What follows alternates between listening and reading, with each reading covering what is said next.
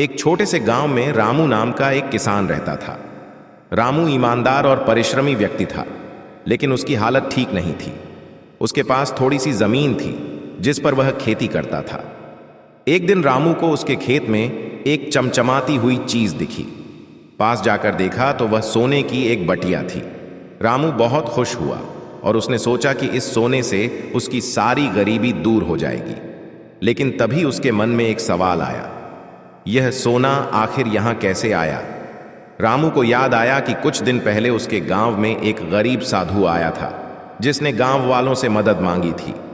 गांव वालों ने उसकी मदद नहीं की थी, लेकिन रामू ने उसे खाना खिलाया और रात को रहने के लिए जगह दी थी। साधु ने जाते समय रामू को आशीर्वाद दिया था, लेकिन रामू ने इसे साधारण समझकर नजरअंदाज कर दिया था। अब रामू को एहसास हुआ कि यह सोना उसी साधु का आशीर्वाद है। उसने सोने की बटियां उठाई और सीधा गांव के मुखिया के पास चला गया। उसने मुखिया से कहा, यह सोना मुझे मेरे खेत में मिला है, लेकिन मैं इसे अपने पास नहीं रखना चाहता। इसे गांव के भले के लिए इस्तेमाल किया जाए। मुखिया रामू की ईमानदारी से बहुत प्रभावित हुआ।